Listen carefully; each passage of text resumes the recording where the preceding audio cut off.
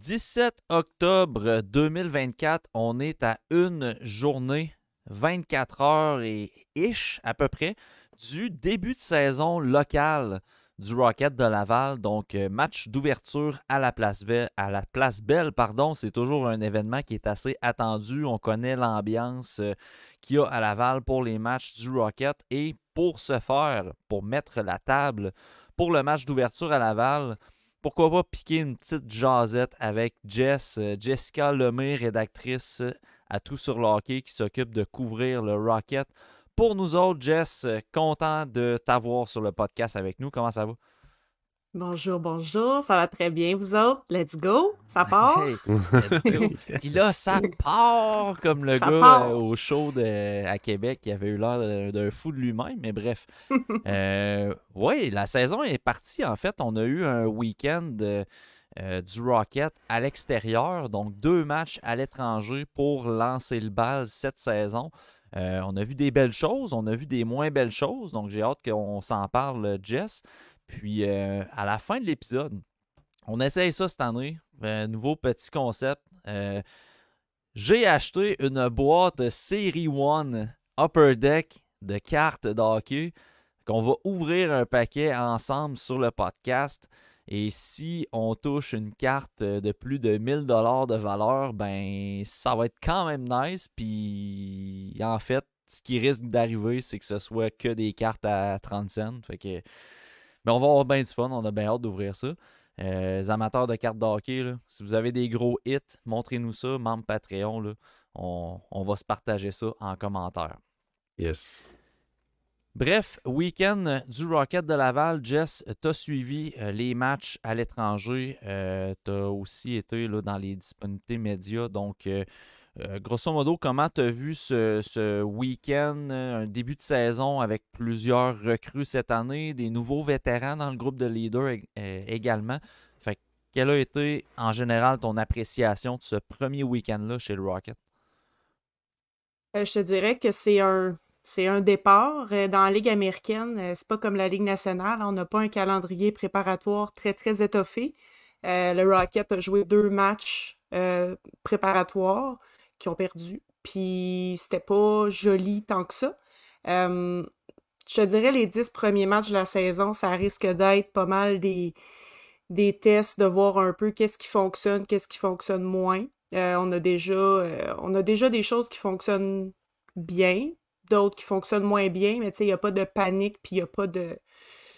tu sais, Pascal Vincent semble pas impressionné, là, autant du côté positif que négatif, fait que je pense que ça va être la patience, puis de voir un peu ce qu'il y a sous la main. Il y a des gars qui sont descendus, qui ont joué juste un match, fait qu'on va voir un peu comment ça se dessine. Je pense à partir quand la glace va être brisée à Laval, ça va partir quand même pas pire. On peut pas passer sous silence l'excellent début de saison de Logan Mayou, qui a inscrit 4 points, dont 2 buts dans le même match.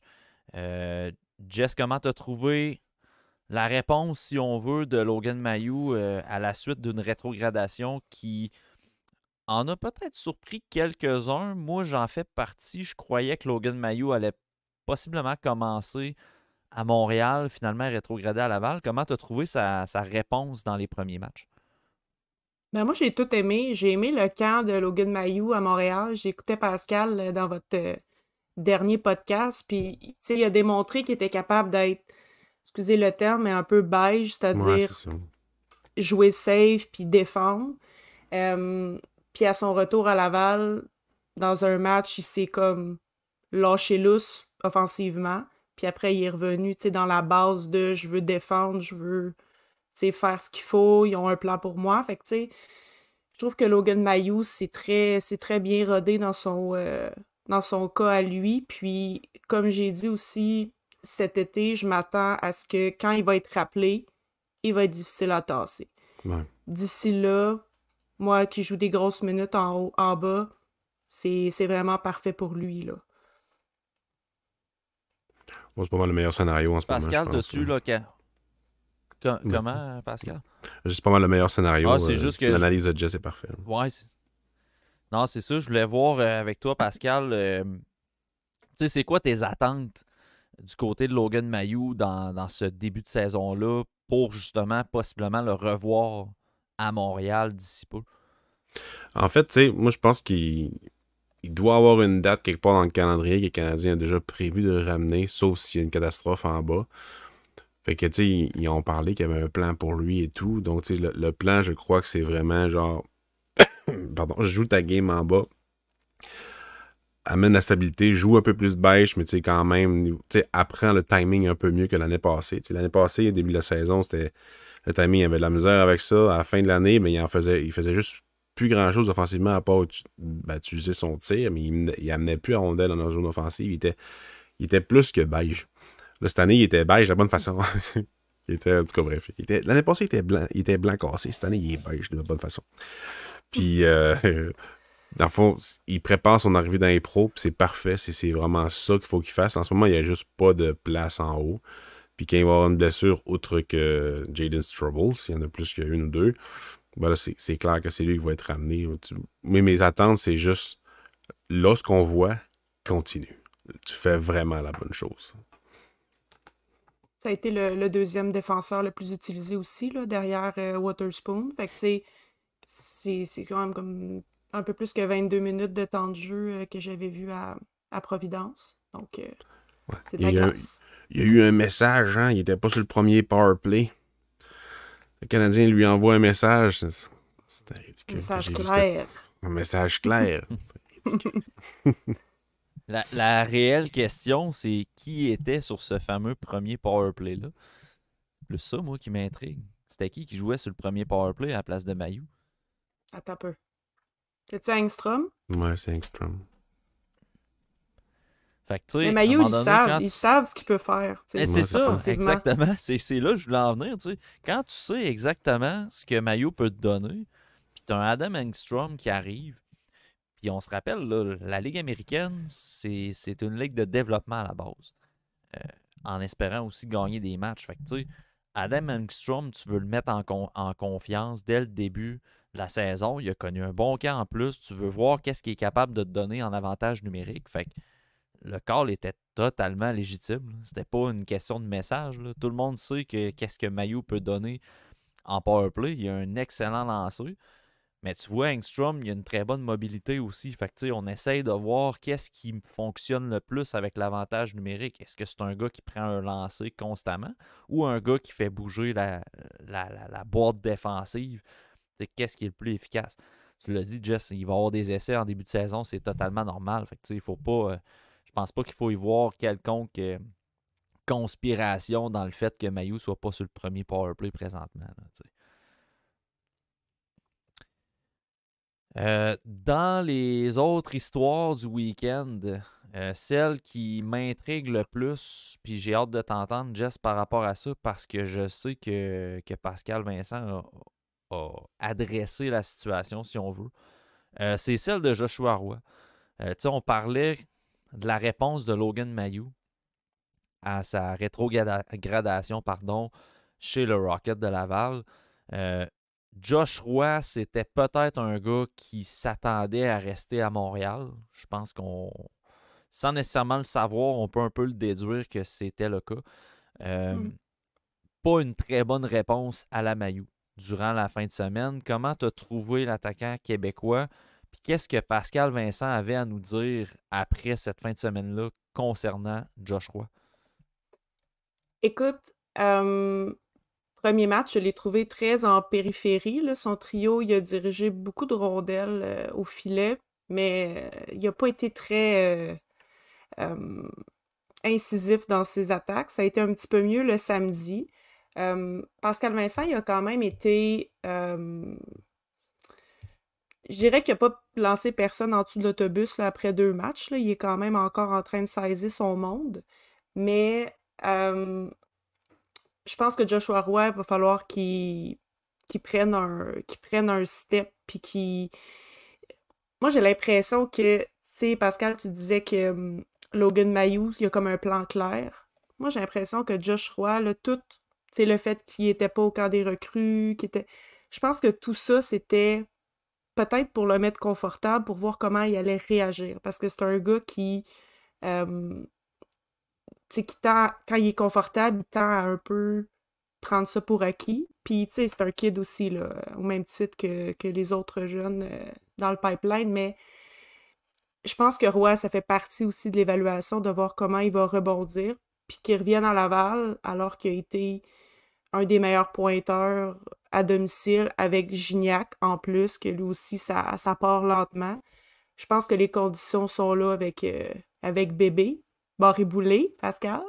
Oui. Donc, je pense que là, si, mettons, Josh Roy, c'est difficile en fin de semaine, c'est sûr que je vais me poser des questions, mais je penserais pas. Je pense que Pascal Vincent, il va être plus dans le hard coaching que Martin Saint-Louis. C'est ça qu'il faut, je pense. Je pense que ton analyse est parfaite, dans le sens le plan, c'était de le mettre à l'aise, de voir comment il allait réagir, puis tu sais que son camp, il a été fade. Puis je pense que c'est pas nécessairement prévisible, mais tu sais, moi, le monde le sait, Josh Roy, c'est pas nécessairement mon préféré. Pour ce genre de raison-là, effectivement, au niveau de la maturité, c'est pas encore là. Fait que ce petit retour-là à Laval, je pense que c'est 100% correct pour le futur de sa carrière. C'est à lui à répondre. Puis à répondre à tous les matchs, tous les présences, ce qui est vraiment rare pour lui. Ouais, puis je tiens à rajouter, tu sais, l'année passée, dans les moments où Emile Heinemann était en pleine possession de ses moyens, tu sais, il a été blessé, tout ça, mais tu sais, c'est un gars qui amène de l'offensive, mais qui est tellement acharné dans son jeu que ça l'amenait Roy à comme... Il était obligé de s'impliquer plus. Puis là, j'ai l'impression qu'avec Farrell et Gignac, tu sais, plus un peu dans la finesse, puis je pense que ça y prend comme quelque chose sur son trio pour comme le contaminer positivement dans son côté plus agressif. Ben, ça n'a pas marché avec Anderson, puis c'était qui? C'était Dvorak. Ouais. Mais bon. T'en as glissé un mot, Jess. Je suis curieux de t'entendre là-dessus aussi. On a confirmé le groupe de leadership au niveau du Rocket. Puis on viendra sa nomination de Lucas Condotta, mais par la suite, après avoir nommé Condotta comme capitaine, on a un autre vétéran qui va se greffer à l'équipe, puis c'est l'arrivée justement de bébé, comme tu l'as mentionné, Alex Barré-Boulet, qui a connu un bon camp, que plusieurs s'attendaient à ce qu'il reste à Montréal. Dans un premier temps, Jess, comment expliquer ce renvoi-là dans la Ligue américaine, en fait, du côté de Barré-Boulet? Ben, sans dire que c'est une affaire de hiérarchie, peut-être un peu. Tu sais, avec, mettons, le jeu de Heinemann et Kapanen. Je suis un peu de votre avis sur Kapanen. J'ai pas l'impression qu'il va rester toute la saison à Montréal, mais je pense que c'est entre ses mains. Pour vrai, Barré-Boulet, tu sais, c'est un très bon joueur, super intelligent, talentueux, peut vraiment dépanner, mais il aurait fallu que je vérifie au niveau du calendrier, mais je pense que le fait qu'il y avait aussi congé pas mal toute la semaine, ben pas de match jusqu'à ce soir, tu sais, de lundi à jeudi, de pratiquer avec l'équipe, de faire le match d'ouverture, je pense que c'est un timing qui était propice, puis je pense que ça fait partie aussi de... Tu sais, Barré-Boulet savait fort probablement que ça allait arriver, même si il veut faire sa place à tous les jours avec le Canadien, mais tu sais, sa famille n'a pas besoin de bouger, comme disait, tu sais, que ce soit à Montréal ou Laval. Tu sais, lui, c'est une stabilité qu'il recherchait. Donc, puis il va affronter son ancienne équipe. Fait que, tu sais, ça va être bon, je pense, de le voir à Laval. Ouais, puis son contrat est quand même béton pour qu'il demeure dans l'organisation. Il y a un one-way, puis il est 700 000, je pense. Fait que, tu sais, je vois pas une équipe outre Montréal ou au nord-est, dans le fond, qui puisse se permettre ça. Fait que non, je suis bien content qu'il reste dans le giron de l'équipe. Là. Je m'attendais pas à ce ce mot-là, qu'il soit réclamé au balotage. Mais tu sais, je m'attendais à la base qu'il reste à Montréal, sérieusement, pour amener une profondeur au niveau de l'offensive, mais je pense que les Canadiens voulaient se grossir, puis Kapanen puis Heinemann amenaient justement ça. Là. Fait que c'est ça qu'ils ont pris comme direction, mais c'est clair qu'il va être un des premiers rappels. Là. Il est en avant de Joshua Roy, ça c'est sûr et certain. Ah ouais, 100%. Je profite du sujet pour amener le nom d'Emil Heinemann. T'en as parlé, Jess. T'sais, on l'a vu l'année passée à Laval quand même pas mal. Puis souvent, on se disait hey, c'est plate si c'était pas des blessures. Ça aurait été le premier candidat à un rappel et tout. Puis Pascal, tu pourras renchérir parce que c'est un espoir que tu as observé quand même depuis que Montréal l'a acquis. Puis en fait, même avant, à son année repêchage. Fait que. Oui. Est-ce que tu es surpris, Jess, des succès que connaît Emil Heinemann présentement dans la Ligue nationale en ce début de saison? Pas du tout. Je m'attendais, j'ai toujours vu Emil Heinemann au-dessus de Jesse Ylönen en termes d'arsenal, puis de potentiel, puis d'implication, puis de jeu plus nord-américain. Puis son arrivée, pas l'année passée, mais l'autre d'avant, en fin de saison, ça avait vraiment été très réussi là, en Amérique du Nord. Donc, si ça n'avait pas été de sa blessure l'année passée, je pense qu'il aurait été beaucoup plus impliqué. Puis, ça a été long avant qu'il revienne de sa commotion. Puis, il l'a nommé lui-même que c'était vraiment préventif, mais parce que probablement qu'il y avait des antécédents, lui, ou qu'il y avait comme des symptômes qui restaient, puis ça gossait. Mais son style de jeu, c'est quand même... ça le rend un petit peu plus à risque parce qu'il frappait à Laval, quand il est en santé, puis il est là, il est très impliqué, puis il bloque des lancers, puis... Donc, non, je suis pas tant surprise, je suis vraiment contente pour lui parce que il le mérite, puis je trouve qu'il a des belles qualités, puis des belles habitudes, puis une personnalité aussi qui... il va se présenter, puis il va se sacrifier, là. Il met ses bottes de travail. Ouais. Moi, je revois un peu le Heinemann à son année de repêchage, c'est-à-dire un petit peu bully, qui utilise beaucoup son physique, sa rapidité et son tir. Un excellent tir, je pense que tout le monde le voit. Tout le monde le savait un peu si vous avez regardé Heinemann à Laval, qui avait un excellent tir, mais qu'en Ligue nationale de hockey, il n'avait pas encore été capable nécessairement de se faire l'espace ou d'avoir le synchronisme nécessaire. Je me prends pour Pierrot à cette heure. Sortir synchronisme 2-3 fois dans la même phrase. Puis là, ça va pas mal mieux. Il a comme stabilisé son jeu, amené les bases physiques. Puis là, c'est juste le reste qui se développe. Avec soit à 4 ou soit à 3, peu importe. Il réussit à avoir un impact. Fait que tu peux juste en... Si tu es capable d'avoir ça dans le bas de l'alignement, mais le meilleur s'en vient pour lui. Là. Fait que, est-ce qu'il va se rendre sur le top 6? Je penserais pas. Mais un futur à la Armia, ça serait parfait pour lui. Là. Fait que, ouais.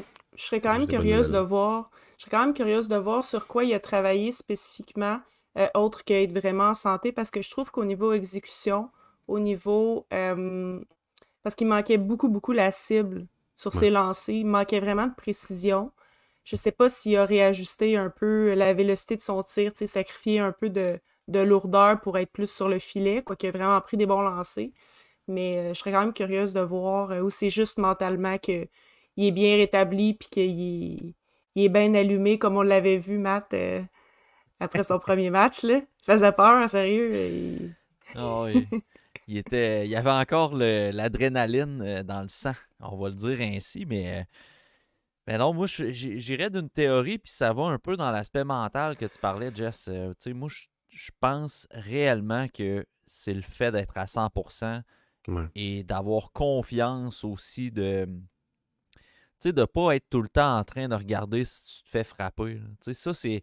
On parle souvent des séquelles de commotion cérébrale au niveau physique, puis au niveau vestibulaire et tout. Puis il y a les conséquences aussi sur la patinoire que tu demeures un peu plus alerte. Tu veux pas nécessairement te refaire frapper comme tu t'es fait frapper.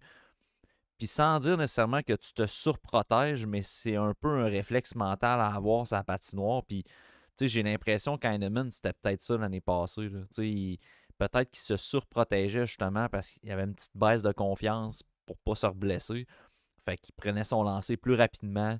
Il prenait moins le temps d'analyser pour prendre un tir de qualité, décocher n'importe où. Puis, on le voyait, là, c'était le festival des baies vitrées. Là. Fait que c'était pas le Heinemann qu'on avait vu plus tôt. Puis cet été, est-ce que justement le fait d'avoir un bon été d'entraînement au complet, pas avoir de symptômes, possiblement, là, j'évoque pas qu'il y avait des symptômes, mais de ne pas avoir de répercussions, puis de reprendre un peu confiance justement en cette mentalité-là. Est-ce que ça l'a aidé dans son jeu? C'est la théorie que je soulève, mais je ne suis pas au courant de rien, là, mais ça me surprendrait pas que ce soit ça, honnêtement. Ben, très bonne hypothèse. Ça, c'est une analyse d'un garçon qui a eu au moins 3 commotions sévères. Same here. Je pourrais te faire des analyses de gars qui a mal au bas du dos, mais ça, c'est pas mal juste ça. Mais je tiens à le dire, moi, ça n'a pas changé mon hockey sur la glace, là, honnêtement. Toujours été de périphérie. Toujours été un gars de périphérie. Parlant de périphérie, hey, j'adore que tu me parles de périphérie, Pascal, parce que ça met un Christy de bon lien avec le prochain sujet que je voulais parler avec Jess et toi. Philippe Méchard. C'est excellent. Parlant de périphérie.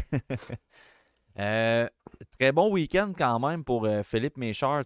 On le sait, le gars, il est capable de cumuler des points. On le sait, là, c'est lui, ce qui arrive, c'est quand tu regardes sa game de proche, souvent, il va avoir un peu de tricherie, il va avoir le jeu physique, c'est difficile dans son cas, mais il a quand même récolté 4 points en fin de semaine, là, un peu comme Logan Mailloux, mais ça passe un peu sous silence parce que c'est des passes, puis des fois, tu récupères des points, puis tu n'as pas nécessairement contribué en ayant un impact direct sur le but, là. Mais je lance la question comme ça. Est-ce qu'on peut prévoir une grosse saison offensive de Philippe Méchard maintenant que il a quand même déjà goûté à la Ligue américaine? Il a eu de l'expérience au camp du Canadien aussi, puis il a passé 2 saisons dans le junior en Amérique du Nord. Fait que grosse saison offensive à prévoir pour Philippe Méchard, selon vous? Tu peux y aller, Pascal, si tu veux. Je lui souhaite. Parce que, tu sais, il est pas imbécile. Là. Il sait que tout le monde a comme pas abandonné. Mais dès que le pic a été nommé, le monde, il s'en foutait un peu de lui. Donc, j'ai pas détesté ses matchs. Il a vraiment fait un beau but c'est-tu le premier match de la saison? En tout cas, bref. Il a vraiment fait un beau but, mais ses 3 autres passes, c'était plus secondaire. En fond, c'était pas nécessairement des passes primaires. Là. Mais tu sais, quand même, il a fait des bonnes décisions dans la gestion de la rondelle qui a amené la progression du jeu, qui a amené les buts. Fait que, tu sais, moi, ça, je suis fier de lui, sérieusement. Il a pris les choses en main, puis il a travaillé de la bonne façon. Est-ce que c'est le même Méchard que l'année passée? Ben, j'ai trouvé qu'il y avait un peu moins de dentelle. Mais tu sais, je m'attends pas à du 2 points par match jusqu'à la fin de la saison. Je m'attends plus à une saison de 0.75, mettons, là, s'il joue autant, s'il joue beaucoup, là. Je m'attends plus à ça. Mettons, dans le deuxième match de la saison, il a joué 13 minutes. Ce qui est quand même pas mauvais, là, mais tu sais, il a joué beaucoup sur l'avantage numérique, puis c'est exactement ça qu'il faut pour qu'il prenne confiance. Fait qu'on va voir ce que ça va donner pour lui, mais tu sais, je suis pas vendu dans mes analyses depuis 2022 pour lui, là. J'ai quand même, en fait, je suis pas la seule, là. Pascal Vincent a beaucoup aimé la combinaison du draft 2022, justement, de Méchard, Davidson et Beck. Moi, j'ai l'impression que Méchard, c'est pas le gars qui va nécessairement...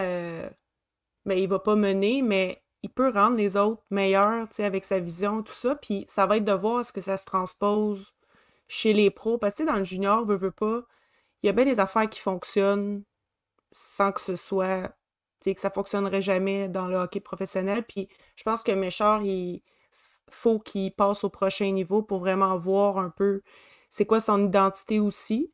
C'est quoi qui va faire en sorte qu'il va un jour aller jouer avec Uri parce que ça le motive, mais en même temps, ça m'a l'air d'un petit gars patient qui comprend bien sa position et ses limites en ce moment. Fait que j'aimerais, pas vraiment en termes de points, mais plus en termes de physiquement, comment il va tolérer une saison comme ça. Si, mettons, il y a une saison moins bonne que Riley Kidney l'année passée, c'est sûr que ça va me décevoir. Mais s'il y a une meilleure saison que Kidney, je vais être contente. Je vais me dire, OK. Puis qu'il joue pas mal de matchs. Là, J'ai pas des grosses attentes. Il peut juste me surprendre, Méchard. Mais c'est sûr que, oui, périphérie, le lien était bien fait. Euh, mais il est tôt un peu pour me dire, ben, il va avoir beaucoup de points. Je pense que quelque part, Beck va probablement avoir une chance aussi s'il y a des transactions à la date limite, là, on va voir, mais... Mais c'est deux coéquipiers qui sont vraiment parfaits pour lui, Beck et Davidson. Mm, Là. Deux ouais. travaillants, intelligents, quand même bons dans les deux côtés. Davidson il est terriblement opportuniste, il se place vraiment bien. Donc, pour les deux autres, c'est parfait d'avoir ce gars-là avec eux. Il n'est pas nécessairement sous-estimé, Davidson, mais il est impossible à détester. Non, c'est ça. Impossible. Ah, Il c'est ressort ça. tout le temps, même s'il joue contre des gars de la Ligue nationale de hockey. C'était Il ça dans le junior m'impressionne. aussi. Hein. Ouais, il était dans la même équipe que Ray Schaefer, je pense. Puis Ouais. dans les séries, c'est lui qui ressortait le plus. Quand les Canadiens l'ont repêché, j'étais comme, c'est tellement meilleur pick que de prendre Reed Schaefer première ronde. Fait que j'étais quand même content. Mais tu sais, il y a le patin là, qui était un peu problématique. Mais sinon, il voit la glace super bien. Là. Tu sais, ça pourrait être le genre de barré-boulé, c'est-à-dire pas nécessairement dans le national, mais pas trop bon pour l'autre, mais pas assez bon pour l'autre, mais tu sais, qui remplace puis tout. Mais ce qui est bien, c'est qu'il a le physique un peu qui est moins problématique que bébé, là, mais bon. T'as pensé un peu à Pierrick Dubé qu'on a vu à ouais. Laval, là. Puis, tu sais, il a réussi à décrocher un contrat de Ligue nationale, puis il est parti ailleurs. Mais, tu sais, je le vois un peu comme... C'est un gars que, tu sais, était sur le bord de la ECHL, puis finalement, ben, il est difficile à tasser dans ton équipe, finalement, dans la Ligue américaine. Je pense que Pascal Vincent va l'aimer beaucoup. Tu sais, il a quand même été laissé de côté une couple de fois l'année passée, Davidson. Ouais. Puis à chaque fois qu'il revenait dans ses matchs, il marquait ou il y avait un gros match. Fait que j'aime beaucoup. Tu sais, pour un gars au mérite, il va fitter dans ça. Il mérite de jouer plus. Fait que ça va être intéressant à voir. On va souhaiter une bonne saison pour Philippe Méchard. Puis je suis d'accord qu'avec ces deux coéquipiers-là, il est en situation justement pour créer de l'offensive et tout. Ça va être à lui justement de saisir les opportunités pour lui. Veut pas, c'est un choix qui est encore un peu amer en bouche pour les partisans du Canadien. Puis on souhaite pas de malheur aux espoirs. On espère quand même qu'ils arrivent à maturité où ce qu'on les voit un petit peu. Méchard est encore un peu en arrière de où ce qu'on le voyait, mais on espère qu'une fois dans la Ligue américaine, ça va upgrader à ce niveau-là.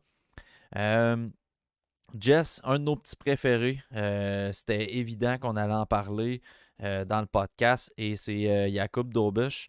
Dobeš qui a connu un très bon camp avec les Canadiens, selon moi, qui a joué, moi, dans des discussions de salon et de garage et de messenger, on me disait souvent, hey, Jakub Dobeš, il va finir l'année à Montréal cette année. Là, j'étais comme, hey, wow, on va se calmer. Là.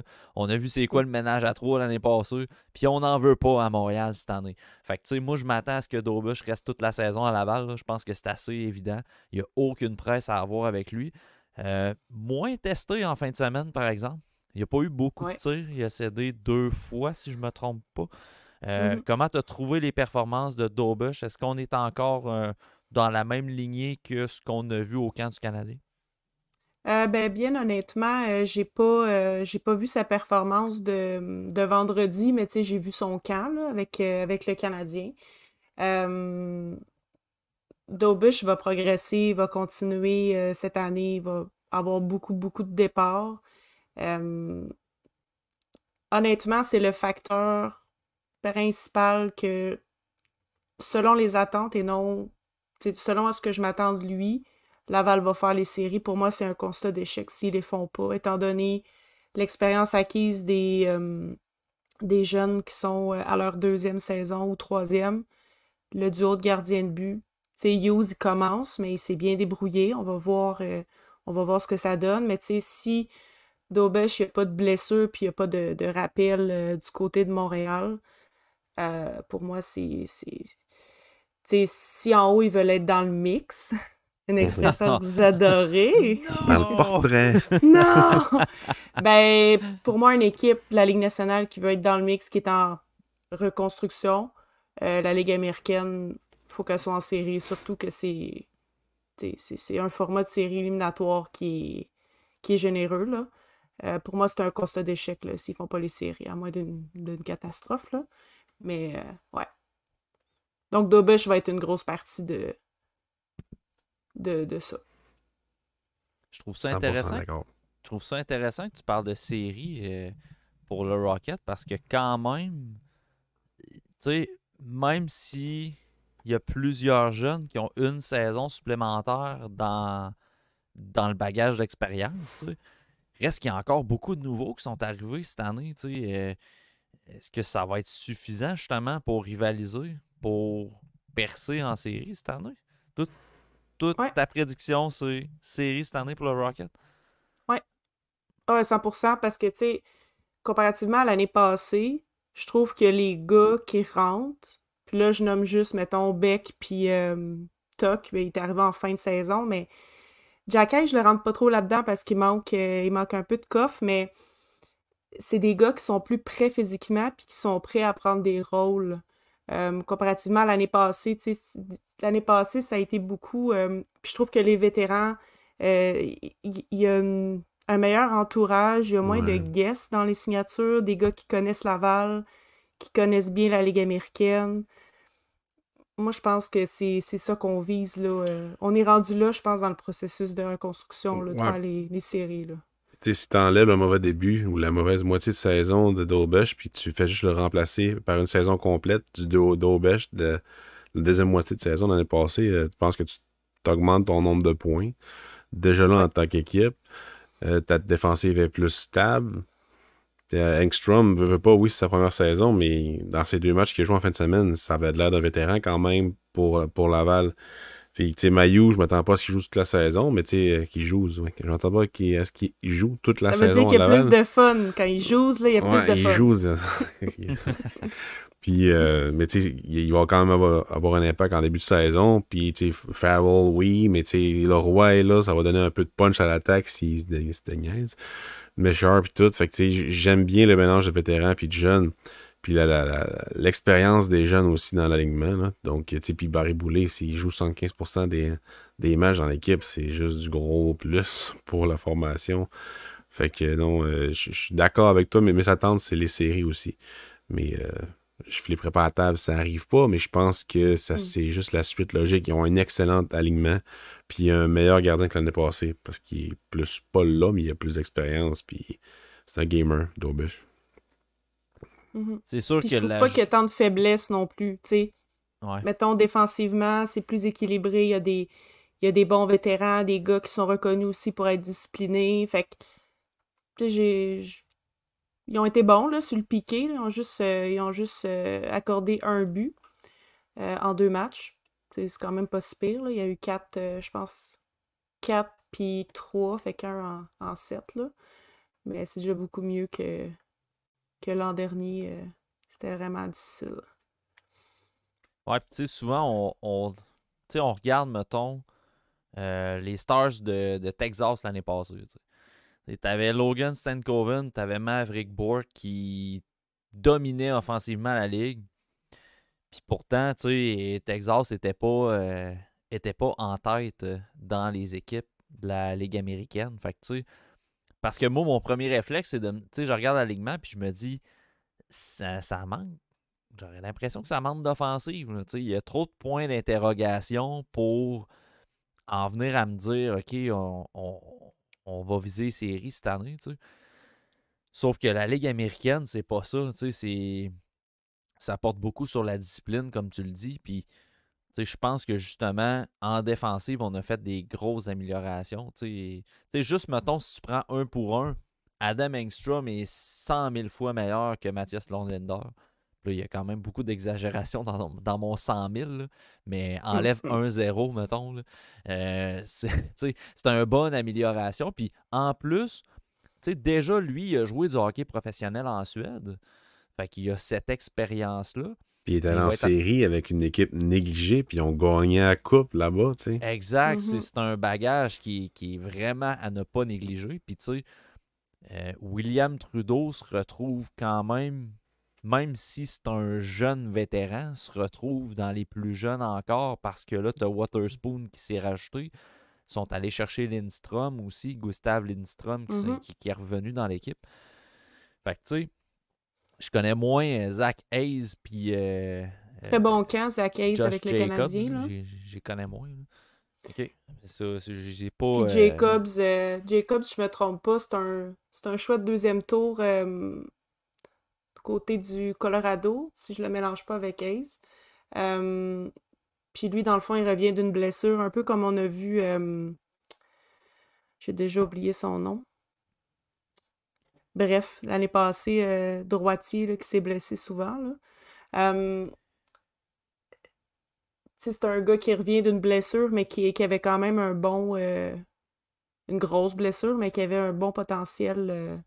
Puis que s'il reste en santé, ça pourrait être une belle valeur sûre. Là.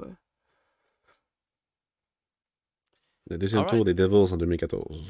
Ouais, Devils. Devils, OK. Deuxième. Puis Zach Hayes, lui, il provient de pas Il a joué en repêché. Europe l'année passée. Qui provient de pas repêcher. Pas repêché, Il provient de sa mais mère. toute qu'une moustache, par exemple. Je regarde sa photo sur le site. Solide stache. Il est Il a propre le Movember. Ouais, c'est ça. Il vient clairement de gagner des points dans mon scouting parce que, tu sais, maintenant, on a rajouté dans nos game reports le facteur de rugosité. Là, pour le ouais. Rocket, on va ajouter le facteur moustache, puis Zach Hayes va scorer pas pire. C'est la ligne qu'on s'amuse un peu avec des jokes de merde dans mon game report. Aussi rugueux qu'un dauphin. Ouais. J'espère que j'aurai pas un scouting report sur Laurent Dauphin parce qu'il y a moyen de faire beaucoup de jokes. Bref. Wow. J'adore. Pascal, la prochaine est pour toi. Puis je pense que tu l'aimeras pas. Puis c'est bien plate, mais j'ai pas le choix de t'apposer pareil. J'écoute pas. Hey, c'est bien tragique. La fin. La fucking fin. Là, est-ce que c'est la fin de Sean Farrell dans... Là, pas la fin de Sean Farrell, genre il reviendra pas jouer parce qu'on le met dehors, là, mais est-ce que c'est la fin de Sean Farrell comme étant un espoir qu'on voit potentiellement jouer à Montréal dans un avenir à court et moyen terme? Toi, tu vas me dire non, là, mais... Non, parce qu'il n'y a pas de place. Dans le fond, tu sais, l'aspect intelligence, l'aspect qui était capable il était bon défensif puis tout. Ben, le patin n'est pas encore là cette année. Dans les camps, on l'a vu qu'il y avait quand même du retard sur les autres. Il va être voué probablement à Laval. Puis ça me fait royalement chier. Vous savez à quel point j'aime ce joueur-là depuis son repêchage, depuis qu'on a commencé avec TSLH Espoir. Parce que justement, oui, il a battu beaucoup de records, mais tu sais, il amenait quelque chose sur la glace qui était vraiment intéressant pour le hockey professionnel. Mais le niveau physique n'a jamais pris la coche qu'il avait besoin pour que son impact soit là. Puis l'année passée, il a manqué beaucoup de temps. À chaque fois qu'il reprenait son élan, il se reblessait. Donc, tu sais, je vois pas comment il va pouvoir remonter la pente. Tu sais, pour un gars comme David Rimbacker, qui a 19-20 ans, il est jeune. Là, Farrell, il est quoi? Il a 22 ans et demi, 23 ans.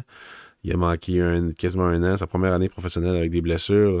Il y en a quand même eu avant ça. Fait que c'est problématique, tu sais. Fait que il s'en vient vieux pour qu'on le considère encore comme un espoir de qualité. T'sais, il sera pas dans mon top 10 des espoirs des Canadiens de Montréal là, dans cette année-là. Pas parce que je l'aime pas, je l'adore. Quand je le vois à Laval, je l'ai aimé aussi, mais son camp, il a été quand même moche, sauf un match, je crois, avec Heinemann et Beck.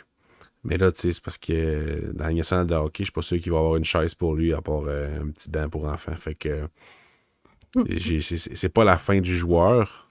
Ça demeure un cheap labor pour Laval. Oui. Mais de l'espoir de le voir dans la Ligue nationale de hockey, non. Tout le monde a passé en avant de lui assez solide. C'est pas nécessairement que je me suis trompé, mais peut-être un peu. Il y a des belles qualités, puis j'ai hâte de voir peut-être qu'il y a un changement d'autres paires de yeux qui vont peut-être que Pascal Vincent va travailler avec lui puis essayer de trouver comment il peut parce que tu sais la Ligue américaine c'est quand même une ligue que oui, t'as des équipes très robustes puis des vétérans, mais t'as quand même beaucoup de jeunes aussi, il y a des équipes qui se rajeunissent à chaque année. Sean Farrell, s'il reste en santé. Mais c'est ça, s'il reste en santé, l'année passée, c'était des blessures un peu weird, comme tombe les Ouais. jambes premières dans la bande, blessure au haut du corps, là, c'est comme... Rentre dans l'orbite. Non, ça, c'est Heinemann. Ça. Ouais, ça, c'est Heinemann, ouais. Mais tu sais, ça, c'est Fait que comme. Moi, je vois. À cette heure, vu que l'aspect offensif est pas nécessairement à cause de la rapidité, j'y vois pas de rôle. J'y vois pas de chaise dans un alignement. Fait que. À part San José, mettons, parce qu'il y a personne. Là. Mais avec le Canadien de Montréal, c'est pas nécessairement la fin, mais c'est ça, il y a un pied dans la tombe. Ouais, puis c'est ça, c'est dernière année de contrat cette année ou c'est... Attends, mon texte, je l'ai-tu mis? Je pense que oui. Il me semble que c'est sa Il me dernière année semble de que contrat. oui, de mémoire, mais vu que j'ai vraiment une RFA. mémoire de poisson pour les chiffres, je vais aller te valider tout de suite. Oui, à l'été, il va être joueur autonome, mais avec compensation. Mhm. Mhm. Mais Fait tu que c'est une sais, grosse année pour lui, tu sais. S'il c'est veut pas ça. se retrouver avec un contrat de la Ligue américaine, exemple. T'sais. Puis là, ben, déjà, il est même plus dans l'alignement. Là. Tu sais, Ouais, il y a C'est ça, ça, tu il sais, a c'est- passé... jouera pas au match d'ouverture. Là. Ben, c'est pas... je dirais pas que c'est coulé dans le béton, ça. Mais, tu sais, à l'entraînement, c'était ça, là. J'ai passé de la première ligne à... Mais je trouve ça plate parce que c'est pas mal lui qui s'est présenté. Il y a eu plusieurs chances dans l'enclave, Farrell, dans le match de Ouais, il a pas vendredi, mal joué. par rapport aux autres gars de son trio. Mais, tu sais, il faut qu'il joue avec... J'aimerais le voir avec des gars plus gros, un peu. Ouais. C'est sûr que ça l'a peut-être pas avantagé de jouer avec Roy et Gignac, qui ont pas très bien joué non plus, là. On va voir. J'ai Mais une ouais, t'as une théorie. phase de deuil, Pascal.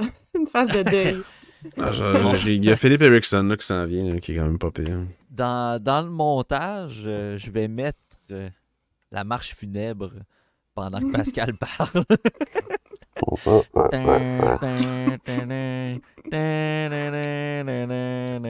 Il aurait fallu que t'aies une capuche noire Ouais, avec un... Ouais, on va mettre Ouais, la c'est toune ça, The la mort. Undertaker à la lutte. Là. La fin pour Sean Farrell.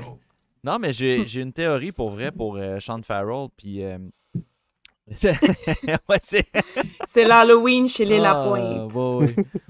Ceux qui nous écoutent en audio n'auront pas vu le gag visuel de Pascal, mais Pascal nous a présenté un squelette pour représenter la fin de Sean Farrell. Le dernier gars qui me fait chier avec John Farrell, c'est lui. Non, mais j'ai une théorie. J'ai plein de théories à soir. Puis ils sont pas conspirationnistes en plus. Ça, c'est Ah, pas c'est pire. bon. Là, j'ai Mais dit toi, ce ça mot-là. vaut. J'espère qu'on sera pas démonétisé sur YouTube. Là, mais. Tu sais, des joueurs comme Luke Tuck, mettons, qui ont des bons gabarits, puis tu sais, qui sont capables d'assumer le jeu physique de la Ligue américaine, je pense que le tremplin va être plus facile en fonction du rôle que, mettons, Luke Tuck va avoir. Mais pour un gars de 5 pieds 7 comme Sean Farrell, qui, tu sais, moi, j'étais dans l'équipe à Pascal, là, tu sais, je voyais... au début de la reconstruction, Sean Farrell était un espoir de très haute qualité pour l'équipe. Là. Il était dans le top 3 des meilleurs espoirs au début de la reconstruction. Là, les joueurs se sont accumulés, puis veut pas, il a descendu, mais je me rends compte depuis l'année passée qu'un joueur de la NCAA de 5 pieds 7 qui est habitué de jouer 30, 40 matchs par année, qui n'a pas une charge de travail suffisamment élevée pour aborder le hockey professionnel à 5 pieds 7, je pense que le mur il a été frappé là. Ouais. Versus un gars comme, mettons, je parlais de Luke Tuck parce qu'il a le gabarit pour assumer cette charge de travail-là, il a la forme physique pour. Mais un gars comme Jakub Dobeš qui a gaulé des back-to-back en NCAA, ce mur-là, parce que la charge de travail NCAA est plus petite que dans CHL, qu'en Europe. Adam Engstrom a peut-être joué 60, 65 matchs l'année passée en SHL avec les séries. Les gars qui jouent ailleurs de la NCAA ont une charge de travail, sont habitués d'avoir plusieurs matchs dans une saison. Puis j'ai l'impression que pour un 5 pieds 7 de Sean Farrell, 5 et 9, OK? 5 et 9 d'abord, en bas de 5 pieds 10, là, c'est tout pareil, c'est trop petit. surtout avec le manque de rapidité. Ben, c'est ça. Il y avait un step de plus comme Meshard. Physique, Ouais. C'est ça. Meshard, ce qui l'aide, c'est qu'il est vraiment rapide. Si tu mets la rapidité de Meshard avec ou la légèreté de Misha sur Farrell, ça serait bien, mais il n'a jamais été capable de prendre un step. C'est la même chose depuis au moins 2 ans. Même 3. Fait que il y avait des drapeaux rouges. On les a pas vus. Le IQ n'aura pas été suffisant. On pensait que son intelligence puis son style professionnel dans la NCAA aura été bénéfique pour sa transition. Puis finalement, moi, personnellement, je pense qu'il a manqué de charge de travail. C'est peut-être pas trop difficile dans la Ligue américaine pour lui, mais je pense que le moment où il va être habitué d'avoir cette charge de travail-là dans la Ligue américaine, il va être trop tard pour être un espoir du Canadien de Montréal dans l'équipe principale. Moi, je me questionne s'il va être capable de la prendre, cette charge-là, sans se blesser, parce qu'au niveau de la maturité physique, tu sais, dans NCAA, tu as une moins grosse charge, mais en contrepartie, tu t'entraînes puis t'atteins une certaine maturité physique. C'est c'est quand même un bel exemple. Puis il y en a plusieurs, là, des espoirs qui arrivent de la NCAA puis qui sont comme physiquement... Oui, tu sais, physiquement, je dirais pas en avance, mais presque. Là. Ben, tu sais, ils sont plus vieux aussi, puis ils jouent contre des plus vieux, mais je pense que certains profils de joueurs... Moi, Sean Farrell, là, quand j'étais à BPM puis qu'il avait annoncé la Ligue 3 contre 3, j'étais comme, c'est parfait pour Sean Farrell, ça. Non, mais, tu sais, il est peut-être pas assez rapide, là, mais... Fuck you! Mais ouais, vraiment, non, mais vraiment, la maturité physique, genre, est-ce que t'es capable d'imaginer Sean Farrell à 40 ans, genre, il va-tu avoir du poil dans le visage? Tu sais, j'ai l'impression qu'il a vraiment une... plus qu'une babyface, là, comme... Tu testerais la testostérone, puis ça serait comme... Je sais pas, j'ai l'impression qu'il... C'est ça.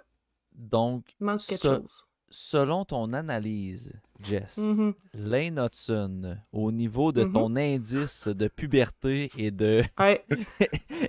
Il y a 2 ans de moins, là. Il n'y aura pas une grosse carrière à cause de ça. Écoute, Lane Hudson, c'est un magicien. Fait que lui, il est capable. Non, c'est pas les mêmes habilités, on s'entend. On parle de lui, puis j'allais dans mon écran d'ordinateur en arrière parce que j'écoute la game des Canadiens, puis c'est exactement lui qui est dans l'écran. Il est petit, ça n'a aucun sens. Un signe du ciel. Exact, il va scorer un but. Dernier petit sujet, Jess. Match d'ouverture ce vendredi. On peut s'attendre à une foule en délire comme on est habitué à la Place Belle. Il y a beaucoup d'histoires qui peuvent sortir de ce match d'ouverture-là contre le Crunch. Plusieurs anciens joueurs du Rocket. Il y a aussi Pascal Vincent qui va diriger son premier match dans son patelin. À quoi s'attendre de ce match d'ouverture-là? Puis aussi, comment Pascal voit ce... Pas Pascal Lapointe, là, lui, il n'est pas important, là, mais Pascal Vincent... Pascal Vincent, comment il voit son premier match dans son patelin à Laval? Moi, je pense que... Pas qu'il va être dépassé, là, mais moi, je pense qu'il va être surpris. Je pense que autant qu'il est professionnel puis que ça fait longtemps qu'il fait ça et tout ça, là, mais je pense qu'il va... Je m'attends à ce qu'après le match, il soit flabbergasté un petit peu de l'ambiance puis de l'accueil. Puis aussi, je m'attends à ce qu'il y ait plein d'indices par rapport à son équipe pour l'évaluation parce que le facteur foule était inexistant quand ils ont fait leur match préparatoire puis leur match sur la route. Fait que là, il va y avoir une toute autre équipe. Puis t'as plusieurs... Je trouve qu'il y a plusieurs façons d'obtenir du momentum, là. Puis Dobesh, déjà, qui fait les gros arrêts puis qui est en mesure de bien défendre puis est spectaculaire. Tu sais, t'as ça, mais t'as aussi la robustesse, t'as des gars qui sont talentueux, t'as des nouveaux prospects que les gens ont hâte de voir. T'as Josh Roy, veut pas, qui va vouloir tu sais, faire un statement, là. Fait que je m'attends... J'ai des grosses attentes en termes, tu sais, d'intensité, puis je pense que c'est ça. Pascal Vincent va être un peu flabbergasté de ce qu'il va vivre pour ce premier match-là. Puis oui, retour de Joël Bouchard, ben là, lui, l'année passée, il est revenu. Mais tu sais, t'as Daniel Jacob qui va coacher contre son ancien entraîneur, son ancienne équipe. Barry Boulet qui va jouer contre le Crunch. T'as Toby Bisson qui va revenir, qui va vouloir en ramasser un, peut-être Simoneau. Fait que non, ça va être bon. Je pense que ça va être une belle Jesse rivalité. Ilonen aussi, il ne faut pas l'oublier. Oui. Ilonen revient à Laval. Ouais. Après moi, lui, il va en marquer un. C'est ma prédiction. C'est le power play, là. Pas à 5 contre 5, certain. Ouais, un petit but en power play en s'approchant du gardien puis en bougeant les mains très rapidement. Puis, ah ouais, quel poignet. Quel poignet. Ouais. Il a vraiment des bons poignets, lui. Comme Émile. Malheureusement, le bagage n'est pas aussi complet que Émile, ce qui fait en sorte qu'il y en a un qui est parti et l'autre est à Montréal présentement puis qui connaît du succès. Yes. All right. Très beau tour d'horizon du début de saison du Rocket. Puis on le rappelle, là, ceux qui veulent plus d'informations sur le Rocket, suivez Jess sur Twitter. Son handle, son lien vers son compte Twitter est dans la description de l'épisode. Puis Jess, ben, tu vas nous faire le plaisir de rester avec nous, j'imagine, pour notre paquet de cartes. Ben oui. Ben oui. Tu sais, d'un coup qu'on pogne là, une solide Young Guns de Cutter Gauthier. Tu sais. Gloss. La gloss, là. Tu sais, j'ai de la chance. Chère, là. Je suis dans un élan de chance, fait qu'on va en profiter. Let's go. Série 1. Ouais, sortez le paquet. C'est pas ça que je voulais dire. non. Cache ton paquet. Série 1. 2024-2025. Premier paquet. Puis si on aime ça, Pascal, ça se peut que je me garde pour la série 2. Pour continuer T'es pas game. Cette petite finalité ça coûte de combien podcast, un paquet de même? C'est avec les taxes, c'est 166 $. Exactement. Quand même. On va ruiner Matt. Exactement. Puis c'est pas eux autres que si t'es ouvres pas, ça a plus de valeur? Non. C'est pas ça. Ben, c'est des ben, genres ça de dépend, boîtes. En fait, si je les ouvre, mettons, il faudrait que je les mette dans un case en plastique, là, un peu comme j'ai là. Comme ça ici. Ouais, faut que tu Belle Young sleeve. Guns de Matt Coronato que j'ai eu l'année passée. D'ailleurs, je me suis encadré quelques cartes. Ben, pas encadré, mais j'ai mis ça dans des étuis de plastique. Puis j'en ai une de Slavkovski qui vaut presque rien. Là, mais une belle carte qui vaut probablement 15 cents. Donc, je vais me garder des cases au cas où là, qu'on pogne des beaux petits hits. On salue d'ailleurs David là, qui sur le site de Tout sur le hockey, qui est un bon collectionneur de cartes. C'est lui qui nous donne le goût avec Max d'acheter des cartes comme ça. Fait que à l'audio, ça va être vraiment passionnant, mais je vais essayer de commenter en direct qu'est-ce qu'on pogne comme carte. Alors, Matt, ouvre le paquet. Bon. Matthew Savoy, mais pas une One Gun. Pas une Young One Gun. Gun, t'es bon. Jamie Drysdale, mais pas Young Guns non plus. Yanni Gourde, pas de Young Guns. Je vais regarder tout de suite si j'en ai des Young Guns. Bon. Une petite UD Canva de Luke Hughes. Elle est belle. Ouais. On va l'encadrer. Ouais. Tu fais la double sleeve. Une Young Guns. Oh. Et attachez votre tuque. Une Young Guns de Marc-André Fleury. Ouais, une rétro. Ah ouais. C'est pour toi, ça? Le gars, il est à la retraite, pogne une Young Guns. Pascal, là, je vais piger dans tes connaissances de prospect pour connaître si cette Young Guns-là, tu connais cet espoir-là. D'accord. Maxwell Crozier. Crozier. Ouais. Pour le Lightning. Bon, moi, dans le nom, on voit comment il est écrit. Y a-tu joué dans la Ligue américaine, lui?